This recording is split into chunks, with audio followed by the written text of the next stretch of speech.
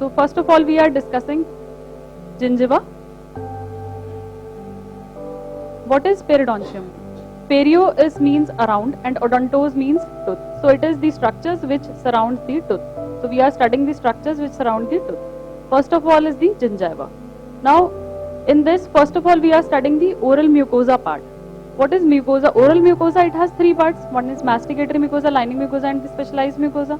Masticatory one is the gingiva in the hard palate and it is the keratinized one. Next is specialized mucosa, that is the dorsum of the tongue which has taste buds. Then is the lining mucosa which lines the which is subjected to the level of the friction. Okay? Gingiva, it is that part of the oral mucosa that covers the alveolar process of the jaws and surrounds the all the neck of the teeth. So gingiva clinical, we have to learn basics also, because the things which are normally asked from perio are just basics, very basics. What is the length of the junctional epithelium? What happens in disease state? What happens in children in old age? So very basic things are asked. So no need to cram the scientist and the deep wali cheezein. I'll go through the superficial part and you that is enough for your preparation. So next is the clinical features. Clinical features of gingiva, they are divided into marginal gingiva, that is the unattached one, then the attached gingiva and the interdental gingiva. This is the figure you can see. First one is your free gingiva. Free gingiva is the part from the tip to the marginal groove. Okay? Next is the attached gingiva. Attached gingiva is the part from marginal groove to the mucogingival junction. And next is your alveolar mucosa, that is the different part. And what is the marginal gingiva? Marginal gingiva is the free or unattached gingiva and it is the terminal edge or the border of the gingiva. Now coronally, the gingival margin is about 1.5 to 2 millimeters coronal to CJ. This is the normal state in when there is no recession or anything else or swelling or enlargement is present. It is normally 1.5 to 2 millimeters. Apically, in about 40 to 50% of cases, it is demarcated by the adjacent attached gingiva by a shallow linear line, that is the free gingival groove. Okay? Then is the free gingival groove. Free gingival groove is most pronounced in the vestibular aspect of the teeth and it is most frequently we can appreciate in the incisor region. Okay? And least frequently in the posterior areas. Posterior areas we are not able to demarcate, most of the time we are not able to demarcate the free gingival groove. Then gingival sulcus. Gingival sulcus is a shallow crevice that is bounded by tooth on the other side and epithelial lined gingiva on the other. It is a V-shaped form. Now depth of the gingival sulcus. Under absolutely question has been asked on the depth of the gingival sulcus. In absolutely normal condition, absolutely ideal conditions, the depth should be 0, but it is not generally found due to the presence of bacteria, due to the presence of continuous insult to the gingiva. Okay, so biological and what is the biological depth? Its biological depth is 1.8. On an average, it is 1.8, and the whole range is 0 to 6 millimeters. But on an average, it is 1.8 millimeters gingival sulcus. In clinical probing depth is 2 to 3 millimeters. In a newly erupted permanent tooth, the sulcus depth is little more. It is 5 to 7 millimeters. Then attached gingiva. Am I going too fast? It's okay. Then attached gingiva. Attached gingiva is the portion of gingiva extending from the base of the gingival crevice to the mucogingival junction. So it in attached gingiva coronally, it is demarcated by the marginal groove, and apically there is mucogingival junction. So how we can differentiate between the mucogingival junction and the attached gingiva? There are four methods. First is your functionally, by the passive movement of the lip. If we passively move, because the attached gingiva is the non-mobile part and the free gingiva mucosa, alveolar mucosa, mucogingival groove, that is the it moves. Second thing is anatomically there is difference in color. Color of gingiva is different than the mucosa. Then histochemically by the Schiller's iodine. Question is asked on the Schiller's iodine test because it stains the glycogen. So glycogen is absent in the attached gingiva, but it is present in the your mucogingival junction or the mucosa part. So there occurs a demarcated line between the two. This is histochemical test. Okay, second is the roll method. Roll method is nothing but we with the back of the mirror we just roll it, and the area where non-motile is converted in motile part is converted into non-motile part. It is the fixed part jahan convert ho raha hai, that is the mucogingival junction. Then width of the attached gingiva. Width of attached gingiva is the distance between the mucogingival junction and projection on the external surface of the bottom of the pocket or bottom of the gingival sulcus. On the facial aspect, it is greatest attached gingiva width is greatest in the incisor region, and that too in the maxilla. That is 3.5 to 4.5 millimeters, and it is minimum in the premolar area, and that is in the mandibular. That is 1.8 millimeters. Then interdental gingiva. Interdental gingiva is the gingiva that covers that occupies the embrasure part. Okay? And its shape is determined by the contact point, by the course of CEJ, presence or absence of recession and inflammation. Okay? The interdental gingiva, it is pyramidal shape. And what is pole? Pole is present in the posterior areas. Interdental area, posterior area. So in premolars and molars, which have proximal contact surfaces, anteriors have contact points, posteriors have contact surfaces. So development of gingival sulcus, no need to go in detail about the development. There nothing is there, but you need to know about the junctional epithelium, how junctional epithelium is formed. As the enamel formation is complete, the enamel is covered by the reduced enamel epithelium. The main thing you should know is the reduced enamel epithelium, it fuses with the oral epithelium to form a junctional epithelium. And in this diagram you can see the reduced enamel epithelium and the oral epithelium, they both fuse. As the tooth erupts, they both fuse in the third point and form a junctional epithelium. Okay.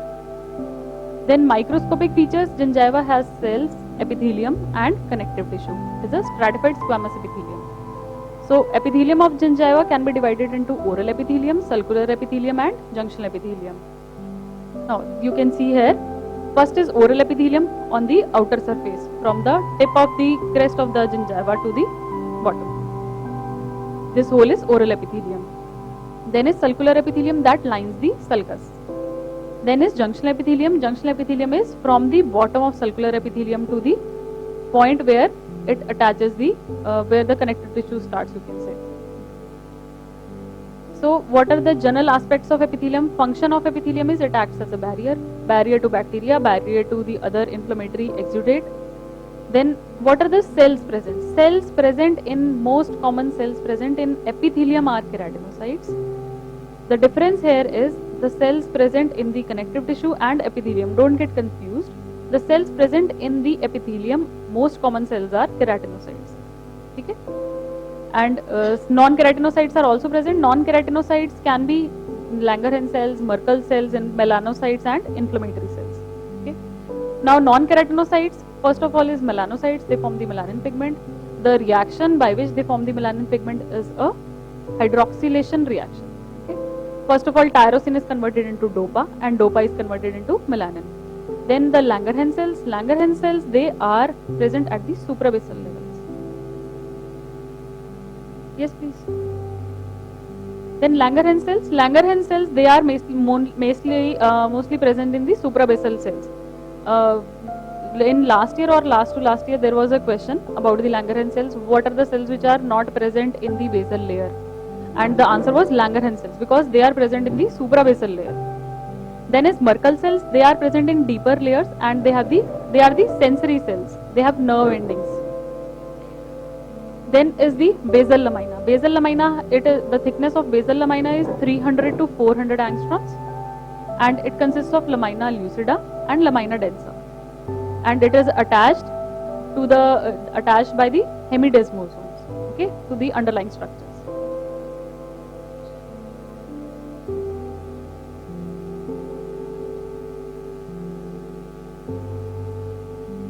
Now epithelium, oral epithelium. Oral epithelium, it is keratinized or parakeratinized, and the occurrence of keratinization, the maximum keratinization is present in the palate, then in the gingiva, then in the ventral surface of the tongue, and then in the cheek.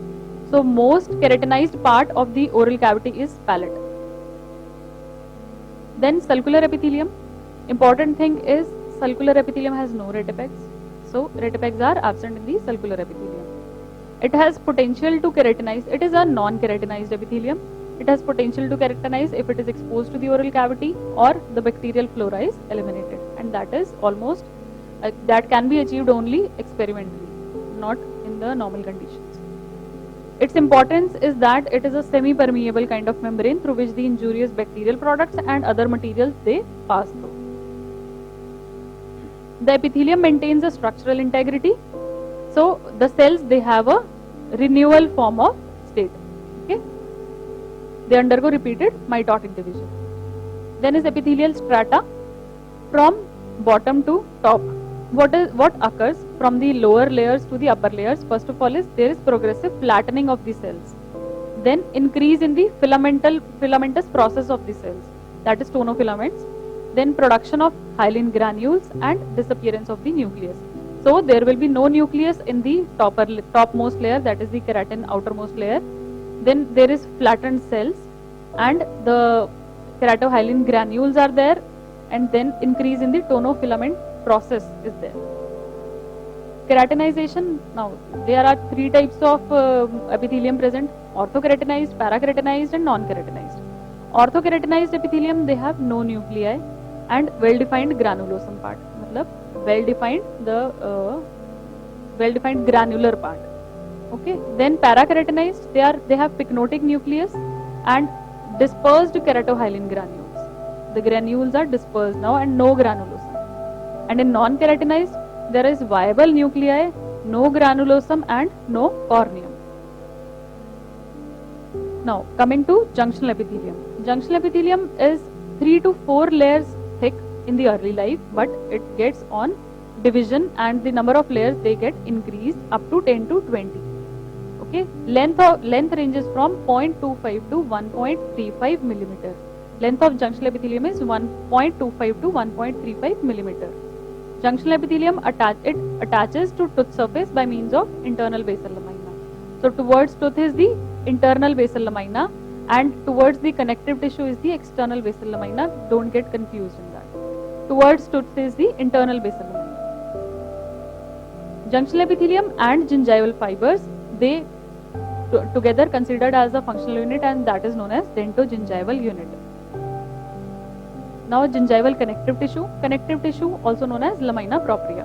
It has papillary and reticular layer. Now the connective tissue has cellular components and extracellular components. The most common cells present in the connective tissue are the fibroblasts, and most common cell present in the epithelium are keratinocytes. Okay.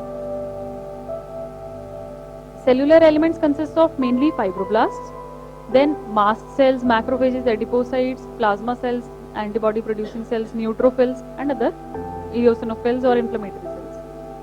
Extracellular consists of fibers. Fibers mainly type 1 collagen. Collagen can be type 1 or 4.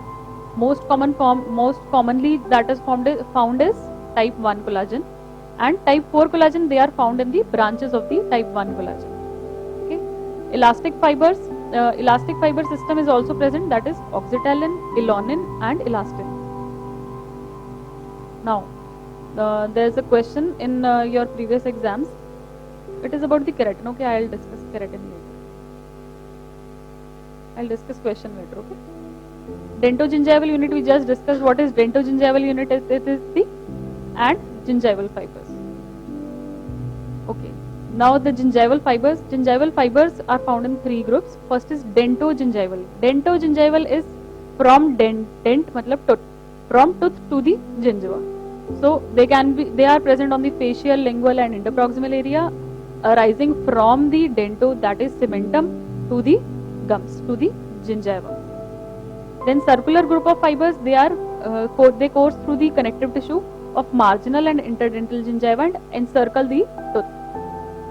Then transeptal fibers, they are horizontal fibers extending between the cementum of one tooth to the cementum of the other tooth. So here's the diagram. First one is the fibers, dentogingival fibers arising from cementum and going to the crest of the gingiva. Second two is the going to the outer surface of the gingiva. Starting, these are all the 1, 2 and 3. These three are dentogingival fibers. Circular is also vessel, but these three are dentogingival, which I am talking. And fourth one is circular fibers, which is seen in the cross section. Then few words about the chemical part of the things present in the gingiva, that is proteins. Proteins present are keratins and other proteins like keratolinin, involucrin, filaggrin. These are all proteins present in the gingiva. Certain enzymes are also present like glucose 6-phosphatase. Some amino acids like phenylalanine, leucine, valine, arginine and lysine.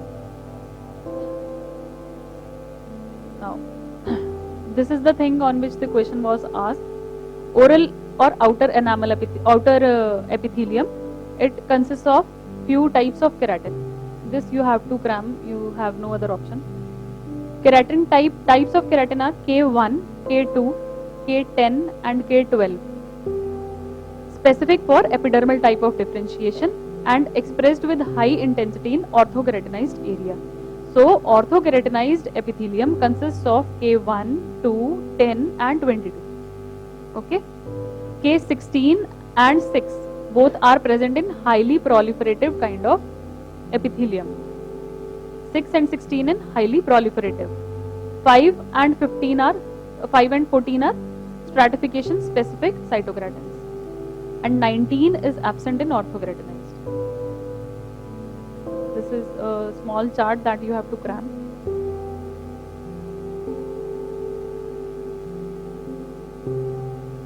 Should I repeat?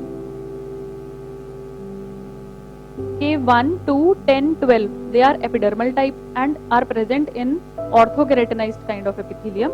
6 and 16 are highly proliferative epithelia. 5 and 14 are found in stratification, the area of stratification specific cytokeratins, and 19 that is absent in the orthokeratinized.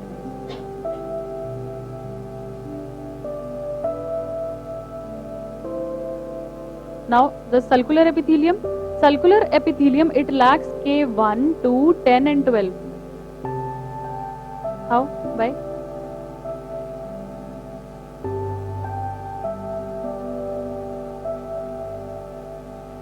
Epidermal type? Because they are found in the keratinized, orthokeratinized area, and sulcular epithelium is a non-keratinized.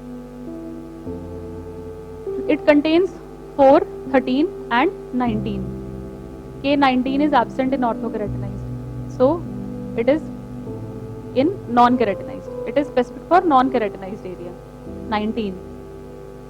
Junctional epithelium. In junctional epithelium, K19 is, it expresses, 5, 14 and 4, 13 is not synthesized in junctional epithelium. 4, 13 and 6 and 16, 6 and 16 linked to highly proliferative epithelia, absent in junctional epithelium. So in junctional epithelium, 19 is also absent and 6 and 16 are also absent.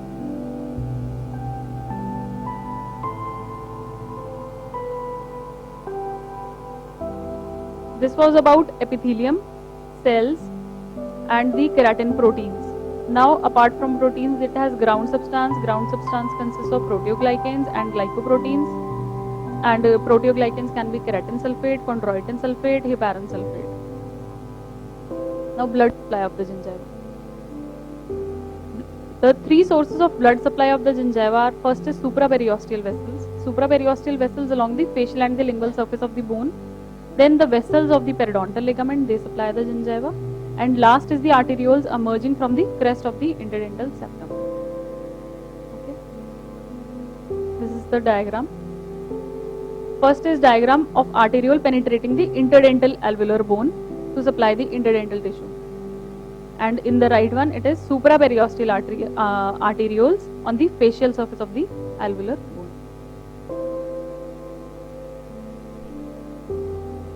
Then the clinical features of the gingiva and their correlation with the disease. First is color. The normal color is pink, oral pink color. and it depends upon the vascularity, it depends upon the thickness, it depends on the degree of keratinization and presence or absence of the pigment cells. Then size of the gingiva, normal, sum total of the bulk of the cellular and the intercellular substance is the particular size of the gingiva, and it gets altered in the disease, like when there is inflammation, then the size of gingiva would be more. Then contour depends on the shape of the teeth and their alignment, location and size of the proximal contacts. It forms a straight line on the teeth with flat surfaces. Okay. On the teeth with pronounced mesiodistal convexity. Mesiodistal convexity जिसमें भी pronounced है, increased है, like in canines. It is located farther apically. And on the teeth with lingual version, the gingiva is horizontal or thickened. कोई confusion है इसमें? Then shape of the interdental gingiva is governed by the contour of the proximal surfaces, and the flat proximal surfaces, interdental gingiva is narrow mesiodistally, and proximal surfaces that flare, the mesiodistal diameter of interdental gingiva is more. Then consistency, it is firm, resilient in normal conditions, and in inflammation it is bulbous or spongy. Then surface texture, stippling is present in the gingiva due to the your papillary and reticular form of the microscopic feature जो में हमने पढ़ा अभी. Then it is a feature of healthy gingiva. Why stippling is present? Stippling is a form of your adaptive mechanism of the gingiva against the forces. Okay. Then position of gingiva, it refers to the level of the gingival margin, whether recession is present or whether enlargement is present. Then tooth eruption. Tooth eruption, it is active tooth eruption and passive tooth eruption. Active tooth eruption is the movement of teeth in the when the teeth are moving in the occlusal plane, and passive eruption is after that. Once the teeth are achieved in the occlusal plane, then with the apical shift of the gingiva is passive eruption.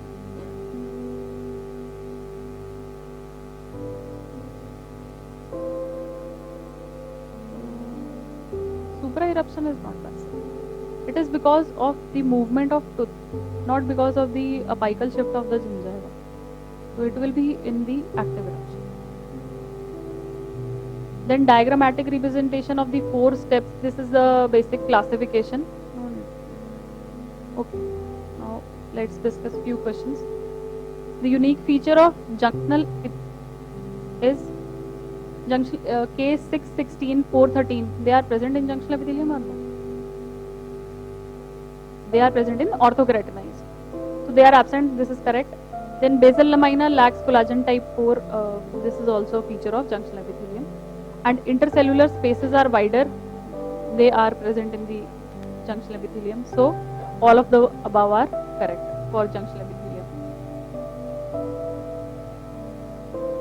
Then mitotic rate of epithelium in experimental animals in descending order.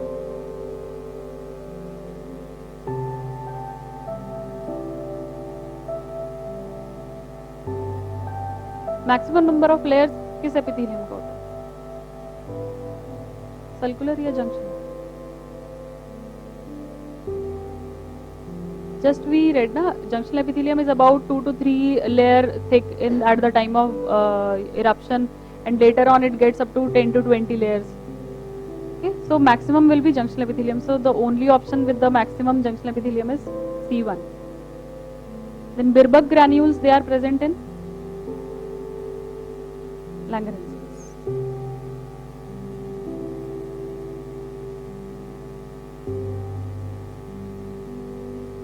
Features of sulcular epithelium are retipex are present or absent in sulcular epithelium? Absent. It does not contain Merkel cells and contains K4, 13 and 19. See K19, Kramit K19 is specific for non-keratinized. So sulcular epithelium is also non-keratinized. Okay, so answer will be E. All. The pigmentation of the gingiva is linear or Burtonian line. Burtonian line is present in which metal toxicity? It's lead. Diseases that increase the melanin pigmentation include Addison's disease, then Peutz-Jeghers syndrome, Albright's disease, von Recklinghausen's disease, Kramit, that the melanin pigmentation, it is increased in all these diseases. Addison's disease, Peutz-Jeghers syndrome, Albright syndrome, and von Recklinghausen's disease, neurofibromatosis.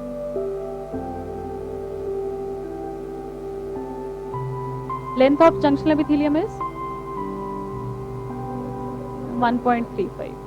Width of attached gingiva is least in the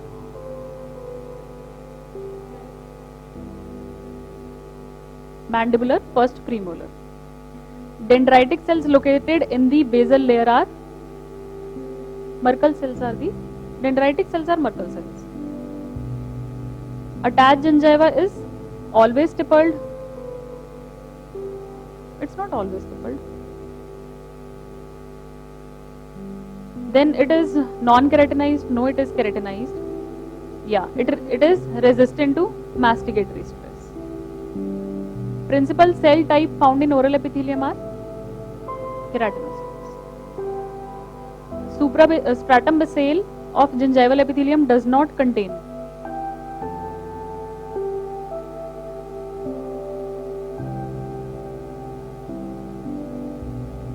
I just told you while teaching about the Langerhans cells that Langerhans cells are they are not present in the basal layer, they are present in the suprabasal layers.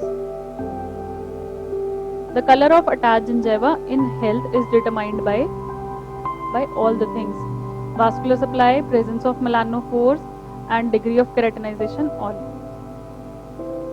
So this was all about gingiva.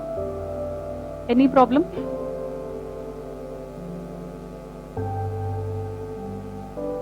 Any questions, any query?